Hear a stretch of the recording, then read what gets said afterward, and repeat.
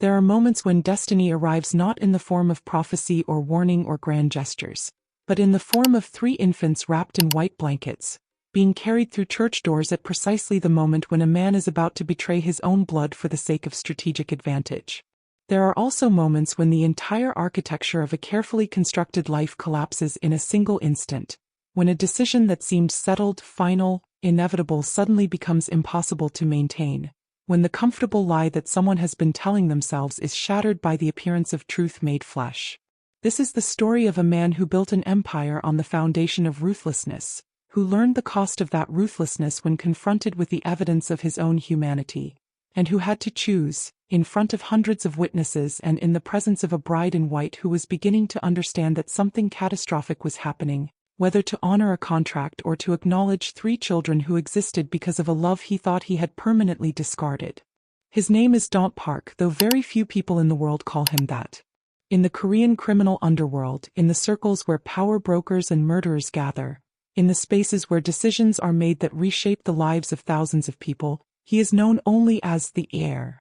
A title that reflects both his position as the designated successor to his father's empire and his status as the only person who has successfully navigated the extraordinarily complex politics of transitional power within one of Asia's most significant organized crime syndicates.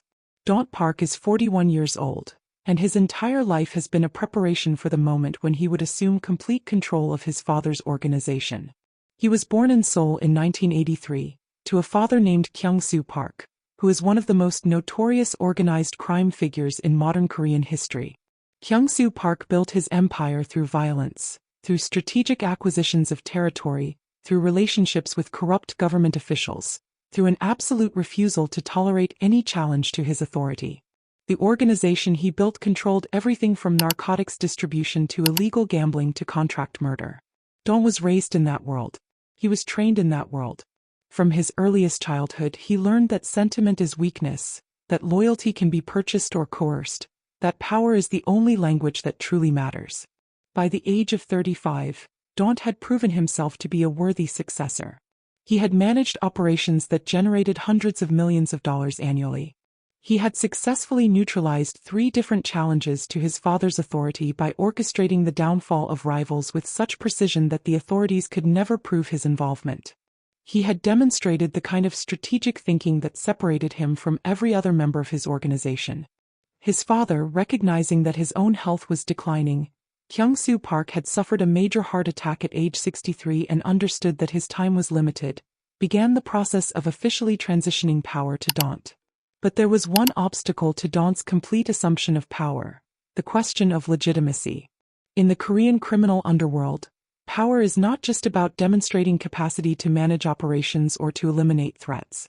Power is also about having the kind of social legitimacy that comes from family, from traditional structures, from being perceived as someone who is integrated into legitimate society despite his criminal activities. A powerful man needs to appear stable. A powerful man needs to appear committed to something beyond the accumulation of wealth. A powerful man needs to have the appearance of a life, a real life, not just a criminal operation. And that's where the strategic marriage came in. The marriage was arranged by Daunt's father and by the father of a woman named Min-ji Lee. Min-ji is 39 years old and she is the daughter of a South Korean politician, a member of the National Assembly, who has significant connections to legitimate business and to government. Min-ji herself is unmarried, childless, and completely acceptable to the criminal underworld because her connection to her father's political power makes her a valuable asset. She comes from the right background. She has the right education. She knows the right people. She understands how to navigate the intersection between legitimate society and criminal enterprise. The marriage was not proposed as something romantic. It was proposed as something transactional. Daunt would marry Min-ji, and in exchange Min-ji would gain access to Daunt's wealth, to his protection, to his status. Daunt's father would gain political connections through his son's marriage to a politician's daughter. And Min-ji's father would gain criminal protection for his business interests, which, though ostensibly legitimate, benefited significantly from having connections to organized crime. Min-ji's father understood that there were certain situations in business where having a relationship with someone powerful and dangerous was valuable, where having someone who could solve problems through unconventional means was useful, where having Daunt Park as a son-in-law meant that certain threats could be eliminated quietly and effectively. Daunt agreed to the marriage because it made strategic sense. He was 39 years old at the time. He understood that his position would be strengthened by having a wife, by demonstrating that he was integrating himself into legitimate society, by showing that he was someone who was stable enough to make long-term commitments, someone who could think beyond the immediate tactical situation to the long-term strategic picture. The marriage would signal to his organization that the transition of power was secure, that Daunt was building a life that extended beyond his father's death, that he was committed to continuing the dynasty. He was not, at that moment, thinking about the fact that he had someone else he should have been married to, someone else he should have been building a life with, someone whose name was Hannah Washington, a woman whose face still appeared in his dreams, a woman whom he had loved with an intensity that had terrified him, a woman he had chosen to abandon because his father had demanded it. Hannah Washington is 39 years old, and she is one of the most celebrated architects in North America. She was born in Detroit to a family of artists. Her father was a sculptor, her mother was a painter. She grew up surrounded by creativity, surrounded by the understanding that beauty was a form of resistance, that creating something beautiful was a way of insisting that the world had meaning and purpose beyond the accumulation of money and power. She went to the University of Michigan and studied architecture. She worked for some of the most prestigious firms in the United States. By her early 30s, she had established her own practice, and she had begun to create buildings that were recognized internationally for their innovation, their elegance, their refusal to compromise between form and function. She met Daunt Park at a conference in Dubai, at an international business forum where architects, developers, and investors gathered to discuss the future of urban development.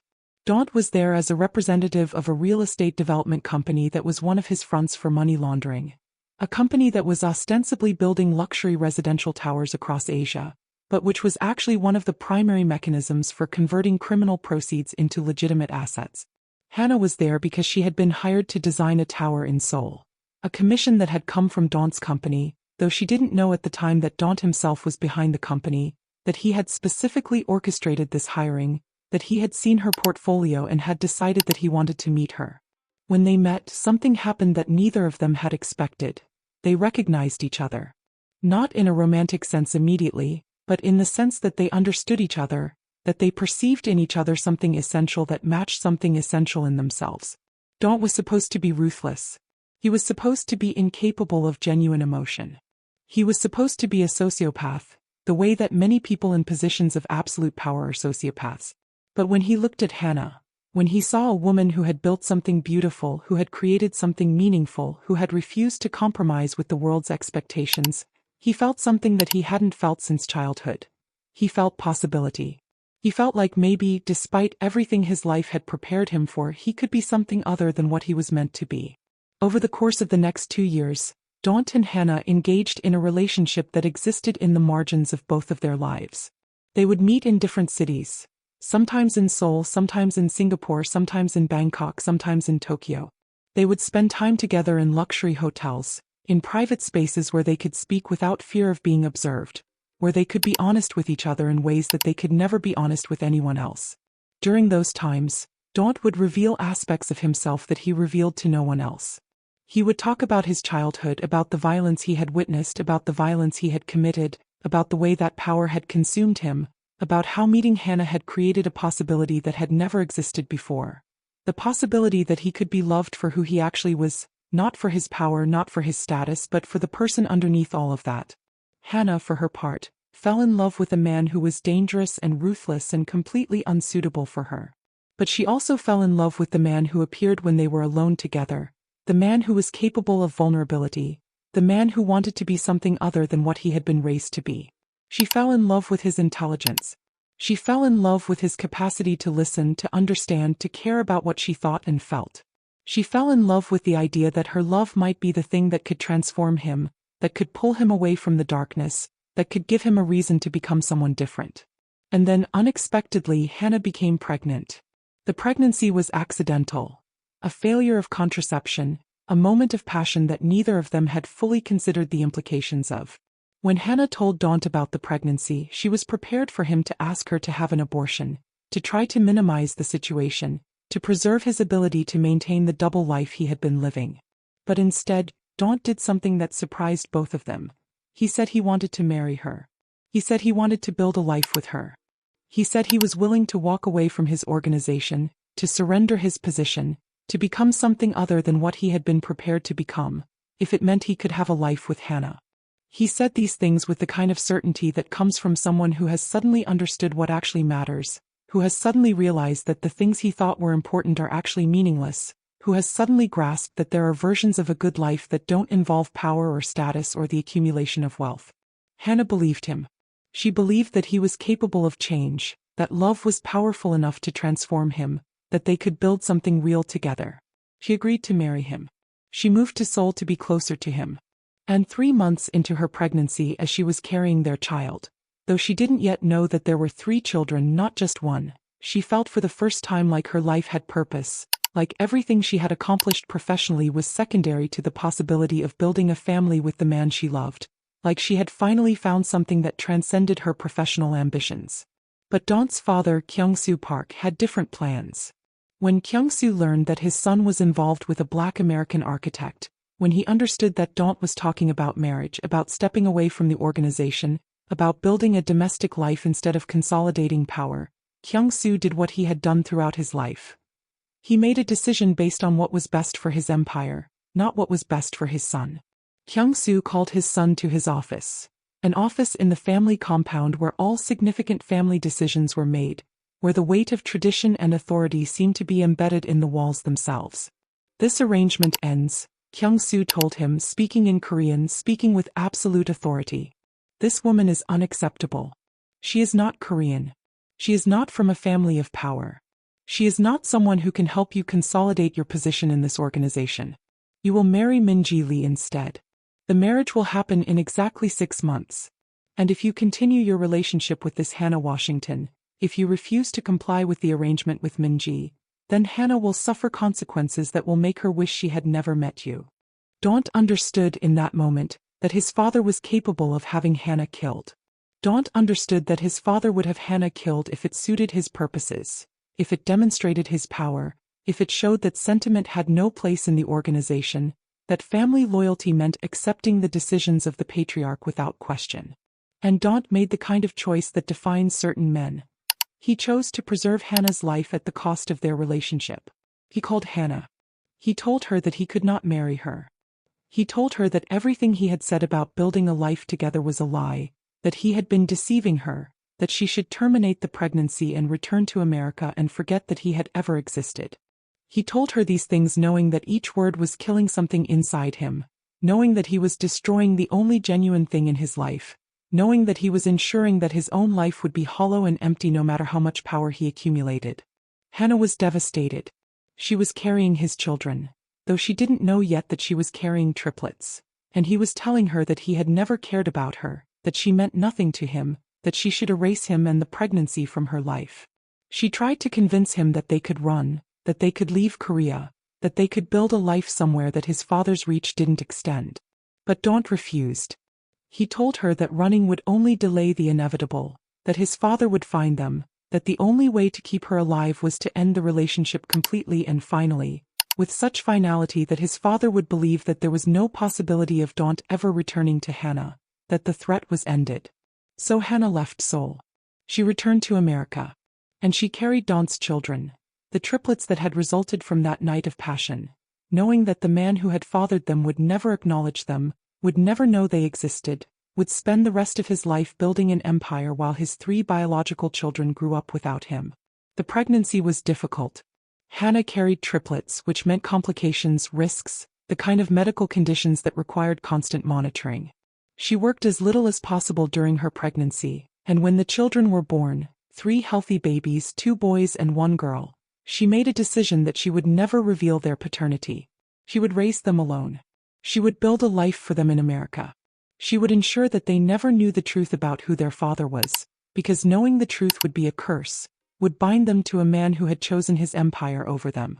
The triplets, Daunt Jr., James and Zara, grew up in Detroit with no knowledge of their father's identity. Hannah told them that their father had died before they were born, a story that was technically a lie but that felt true to her because the man they could have had as a father had chosen his empire over them. She raised them with love, with discipline, with the understanding that they would build lives that were meaningful and good. She provided them with everything she could afford, and she worked relentlessly to ensure that they had opportunities. And Daunt, meanwhile, lived his life in Seoul and never spoke of Hannah, never acknowledged the relationship, never permitted himself to think about what he had surrendered. He built his empire. He managed his organization. He became the undisputed leader of one of Asia's most significant criminal enterprises. And he agreed to marry Minji Lee on a date that was set by his father. The wedding was scheduled for June 15, 2024. The venue was an old Protestant church in Seoul, one of the most historic churches in the city, one that was known for hosting the weddings of important families. The ceremony was planned to be elaborate, expensive, and completely performative. There would be hundreds of guests, government officials, business leaders, members of the criminal underworld, people from every layer of Seoul's complex social structure. The ceremony would demonstrate that Daunt Park was not just a powerful criminal, but a person who was integrated into legitimate society, who was capable of making commitments, who was stable enough to be trusted with even greater power. The invitations had been sent. The preparations had been made. The bride had been fitted for her dress. Daunt had arrived at the church on the morning of the wedding, dressed in a tailored suit, looking exactly like what he was supposed to look like. A powerful man about to consolidate his position through a strategic marriage. And then the church doors opened and Hannah Washington walked in. She was carrying 3 children, 3 6-year-old children, 2 boys and 1 girl who looked exactly like Daunt Park. The moment seemed to freeze. The church, which had been filled with murmuring conversation, fell completely silent. Every person in that church understood in an instant what had happened. A woman had just revealed that the groom had fathered children with someone other than the bride. A woman had just demonstrated that Daunt Park was not the person he claimed to be, was not the person who was capable of the commitment that this marriage was supposed to represent, was not worthy of the position he had claimed. Daunt stood at the altar next to Minji Lee and he felt his entire world, everything he had built, everything he had sacrificed, begin to collapse. He felt the ground shift beneath him. He felt the careful architecture of his life disintegrate. He understood in that moment what he had lost, what he had been denying, what he had been refusing to acknowledge for 6 years. Hannah walked to the front of the church and she did something that no one expected.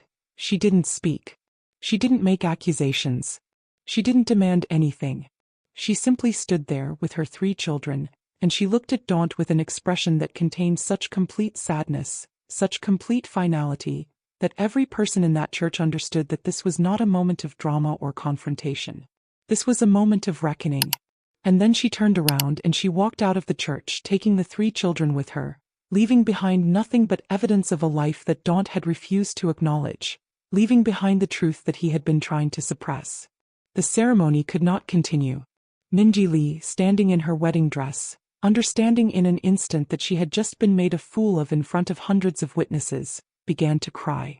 Not tears of sadness but tears of fury. She looked at Daunt and she said something that would echo through his life for years. "You promised me legitimacy. You promised me that you were someone I could trust. And you have just revealed yourself to be a liar and a coward. I will never forgive you for this humiliation." She removed her wedding dress. She walked out of the church. And Daunt was left standing at the altar in front of hundreds of guests, with nothing but the complete collapse of his strategic plan, with nothing but the understanding of what he had lost, with nothing but the vision of his 3 children walking away with the woman he had loved and abandoned. What happened next in the hours following the wedding disaster was that Daunt's organization fractured. His position, which had seemed absolutely secure just hours before, suddenly appeared vulnerable. Members of his organization began to question his judgment. They began to speculate about whether a man who had been foolish enough to maintain a secret relationship with a foreign woman, who was careless enough to father 3 children with someone other than his bride, who was arrogant enough to believe he could hide this situation, whether this man was really the person who should be leading their organization. They began to wonder if perhaps he was weak, if perhaps he was vulnerable to manipulation, if perhaps his position was less secure than it appeared. Daunt's father, Kyung-soo Park, was devastated by the public humiliation. The embarrassment of having his son's infidelity and illegitimate children exposed in front of Seoul's most powerful figures damaged his reputation in ways that mere criminal activity never could. Within days, Kyung-soo suffered another heart attack, and this time it was fatal.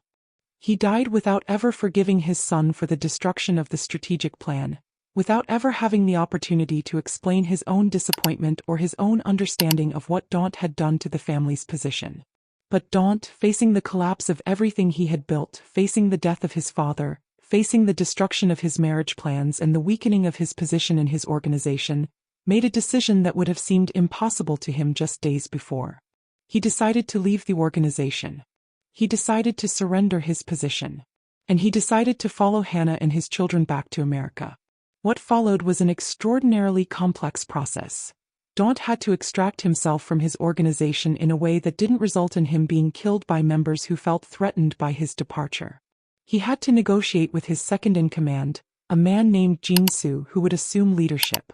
He had to transfer assets to arrange for his protection, to ensure that he could actually survive leaving the position that defined him. He hired the best lawyers. He worked with federal prosecutors to arrange a deal that would protect him and his children. He systematically dismantled his involvement in the organization, moving operations to Jin-soo's control, ensuring that his departure was seen as a strategic decision rather than a flight born from weakness. And then he left Korea. He left Asia. He left behind his entire life, his empire, his position, everything that he had sacrificed Hannah for. When he arrived in Detroit, where Hannah had settled with the children, it was a Wednesday morning in July. He stood outside the house where Hannah lived, and he understood, looking at the modest home, at the carefully maintained garden, at the evidence of the life she had built, that he had made an extraordinarily stupid choice in allowing himself to be separated from this. Hannah didn't speak to him immediately. She stood at her door and she looked at him and she said, "Why are you here?" "I want to know my children," Daunt said. "I want to be their father. I know I have no right to ask that. I know I have no claim to them. I know that I surrendered any claim when I told you to terminate the pregnancy and to forget me. But I am asking now, and I will spend the rest of my life making up for what I have done." Hannah considered him. She thought about whether to close the door, whether to refuse him access to his children, whether to protect them from knowing the truth about their father. But as she looked at him, as she saw the genuine devastation in his face, as she recognized that he had actually given up his empire to be there, she made a choice. She chose to give him the opportunity to become a father. "You can come in," she said. "But you don't get to call yourself their father.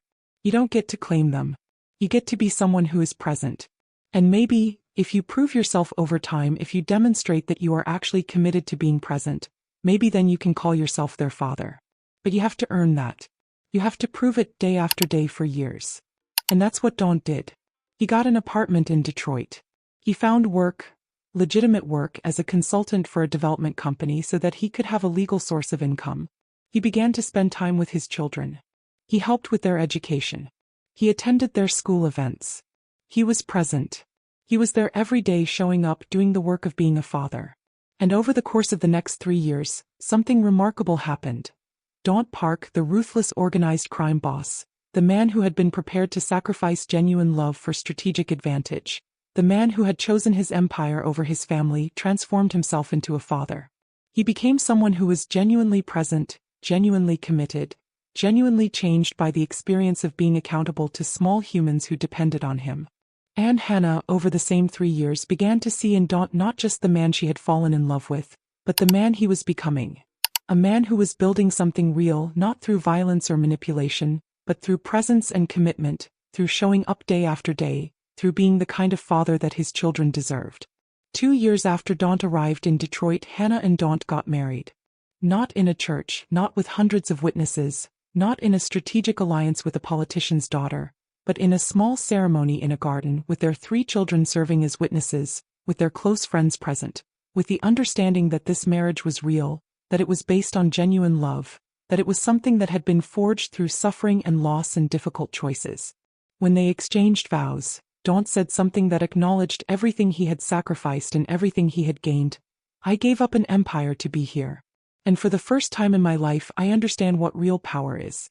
Real power is the ability to love someone, to be accountable to someone, to build something with someone. I have spent my entire life accumulating wealth and status, and none of it mattered. But this matters. You matter. Our children matter. And I will spend the rest of my life proving that I understand what I almost lost. What happened to Daunt's organization in Korea is interesting to note. Jin-soo, the man who assumed leadership, proved to be a more cautious operator than Daunt, more willing to compromise with law enforcement, more interested in legitimizing the organization's operations. Under Jin-soo's leadership, the organization began to transform from a purely criminal enterprise into something more hybrid, still engaged in illegal activities, but increasingly focused on legitimate business as well. The organization survived, but it was different, smaller, less ambitious than it had been under Daunt's leadership. And federal law enforcement, understanding that Daunt had left the organization and that he was no longer a threat, allowed him to live his life in peace. They understood that his transformation was genuine, that he was no longer engaged in criminal activity, that pursuing him would be politically difficult and legally complicated. They had bigger fish to fry. Daunt and Hannah worked together to create a life that was radically different from anything either of them had known before. Daunt became a legitimate businessman. He became a consultant who helped companies with international expansion. He became someone who understood that power could be used to build things instead of destroying them, that strength could be channeled toward creating community rather than dominating it. Hannah continued her architectural practice. She continued to design beautiful buildings. She continued to create spaces where people could gather, could create, could build communities. And the two of them together raised 3 children who grew up understanding that they came from 2 different worlds, that their father had made a choice to leave one world for another, that love was worth more than power. When Daunt Jr. turned 12, Daunt sat down with him and told him the truth about who his father was, what his father had done, what his father had given up. He told him about the empire, about the violence, about the choice that Daunt had made to leave it all behind. And Daunt Jr. looked at his father and said something that broke Daunt's heart in the best possible way. "I'm glad you chose us. But there's something important that I want to address before we finish this story, and that's the question of whether Daunt's transformation was genuine, or whether he was simply adapting to a new circumstance, transferring the same manipulative skills he had used in organized crime to his relationship with Hannah and his children. Because the truth is that we never fully know. We never fully know whether a person has genuinely transformed, or whether they have simply found a new context in which to exercise the same essential nature. What we can know is that Daunt day after day chose to show up. He chose to be present. He chose to be accountable. And over time, those choices accumulated into something that looked like transformation, something that looked like genuine change. And perhaps that's all that transformation ever is.